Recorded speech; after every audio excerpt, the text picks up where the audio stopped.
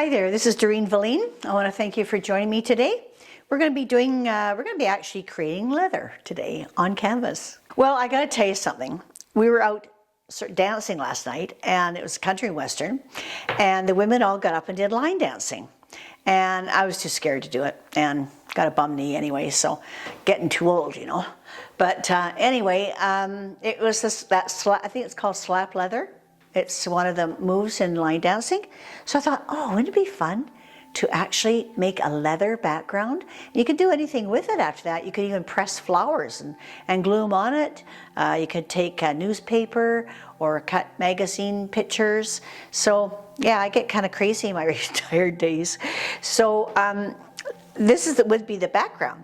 So I did it last night, just kind of practice a little bit. This was a bit dark on this side. I did two sides here. This was a little bit dark, I thought, and this is a bit light. I like the lighter one better, but you might want it a bit more diffused and a bit duller. That would be this different brown. I'll show you how to do that. So we're gonna just do it, and I do it all wet. So I don't let anything dry. You don't need a blow dryer or anything for this. And so we're just going to put two colors first of all. I'm going to paint two colors on it. And I've got sort of a bit of a cinnamon brown. So this is a nice warm brown, a bit of a reddish brown, if you can see it there. And I'm going to be using that, a little bit of that with yellow. And I got a warm yellow, like a banana yellow. These colors I make up myself, so it's kind of hard for me to tell you the colors. I actually go to the paint store and buy my primary colors in quartz. So I have red, yellow, and blue, and white and black. And then I make my own paints. I get all these little containers and I make it. So this is my own color actually. I want to get it sort of like a sort of a mustard color. So I think I used too much brown. I'm going to get more yellow in there.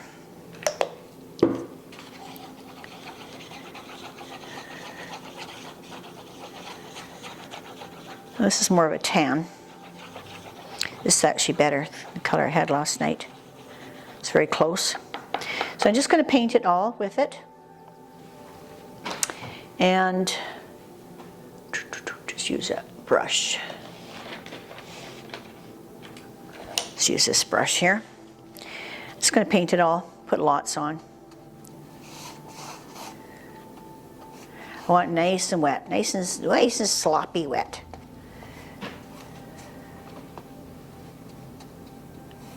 Now it's paint, doesn't matter even if I leave some wrinkles in, doesn't matter.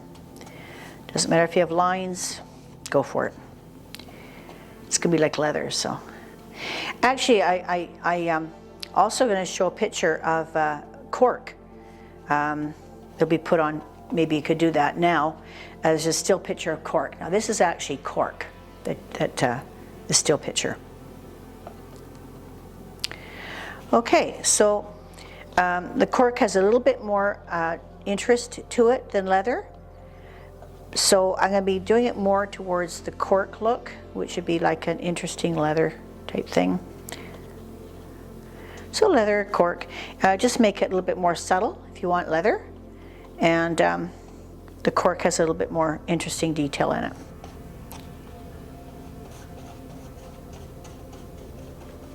Nice and wet.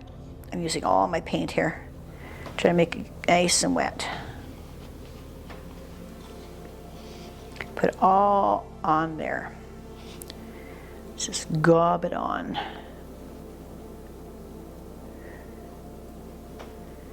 Okay, if we're doing watercolor now, I'd call this wet on wet. So I guess we can still call it that, in acrylic. Okay, so there's the basis of my leather. Now, now that I got the basis, I'm going to use now a dark, bit more of a cool brown. This is a warm brown. This is with a warm brown. This is going to be a cool brown. You'll see it's like, I'm going to do it like streaks in here. Just going to add this to there. And I don't think I'll do any black. I'll just do little streaks. I think I'll use the same brush. I shouldn't have actually put in water here. Let's see. Try it. I'll just take some blacks. Brown, just.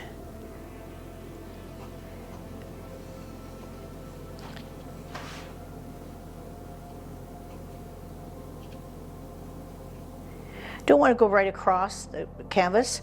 I'm trying to just go from each side. Always come in from your sides. Never try to start, don't really start halfway. Try to come in from your sides. It's a little bit better that way. You can do as many as you like. It depends how dark you want it.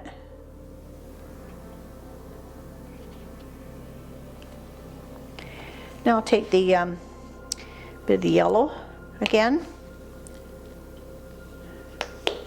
Do a little bit of it.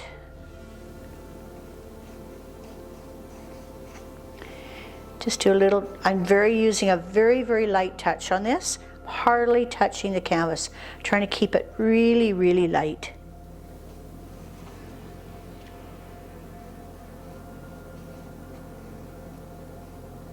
Very soft touch.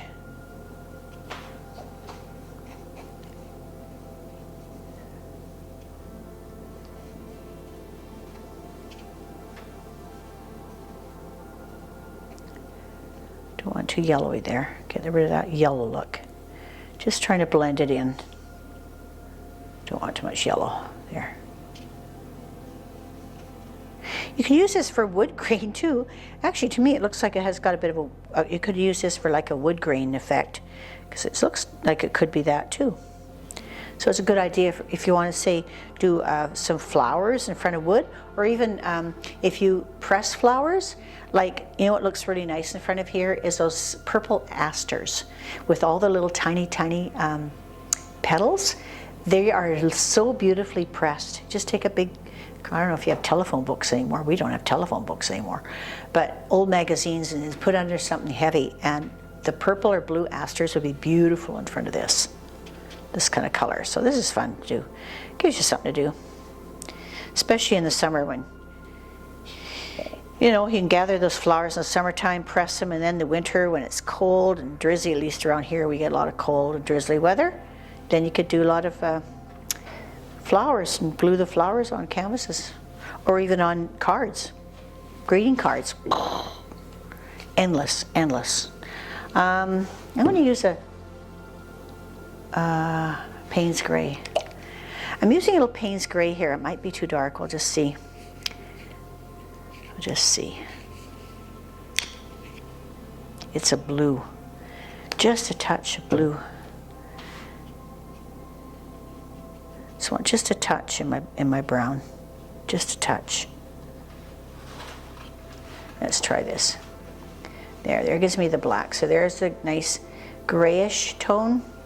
My nice contrast.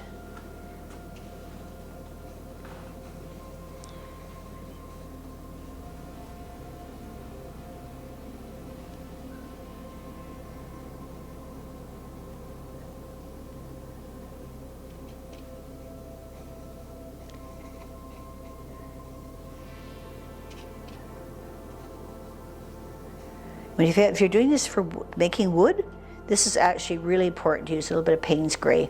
And also there's a color called sepia, and it's a brown, kind of a, no, I don't know if it's a dead brown, but it's kind of like a bit of a brown color. But now I just take my brush here with all this paint on and just slowly stroke it. Don't want all these really too much lines in here. I want to kind of tone it down a bit. Make it kind of soft and cuddly. Ooh, there we go. There, that's really nice. Now, I take a little plastic fork. I'm going to put some black, or my blue. Maybe I'll use this blue. I'm just going to put some dots.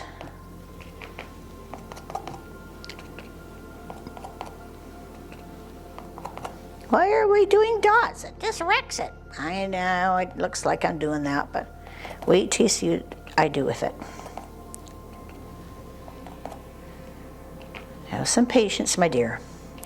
Have some patience. Okay. Okay, now I'm going to take that brush again.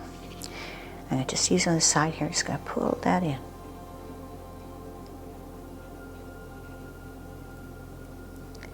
That's the top vinyl top coat, kind of like the pièce de résistance, you know? You have to have the pièce de résistance.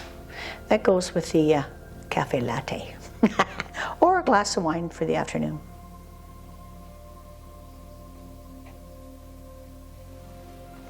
Whatever you prefer. This is cool. Now I'll tell you something. In Canada here, we had huge forest fires in 2003, and a lot of our trees burned. And what they did was chop the trees down. But what happened the next year, we had pine beetle. And pine beetle gets into our pine trees, and it actually doesn't damage the wood, but it leaves blue streaks, just like this. And people in Canada didn't sell any lumber. They wouldn't buy it because it had all these blue streaks of dye in it. So we called it denim and shipped it off to China. And you should see the beautiful pencils I found one day when I was in Vietnam. Here they had pencils that had blue wood in them.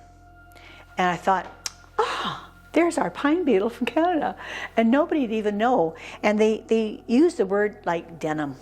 And that was the secret. They called it denim wood. And I'll tell you, it was a hit. So it just depends on the name of something sometimes. So there you go. There's your leather. And looks more like denim leather. You can try. Oh, I know what I was going to do. I was going to try doing this on it. Let's see. I'm just going to use bubble wrap and see what happens. Oh, that looks good.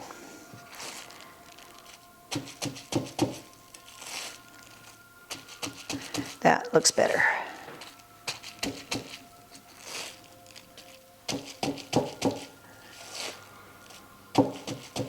Wow. Awesome. Wow. Wow. Way better, right? Oh, well, maybe you don't agree with me, but I think it looks a lot better. I mean, I would put that, I'd use that for background now for florals, for anything. You can do white on top, like do a little white flower. Oh, that'd be so pretty. Or a cream, light cream. Ooh, it'd be really pretty. So that was fun, right? This is Doreen Velin. I want to thank you for watching today, and remember to subscribe. And by subscribing, you're helping me to create a better base of viewers. And what that does is give me the opportunity on YouTube to get more into getting our feelings down on canvas, because I need that chat room, and I have to have so many subscribers for that. So thank you for watching. I really appreciate it.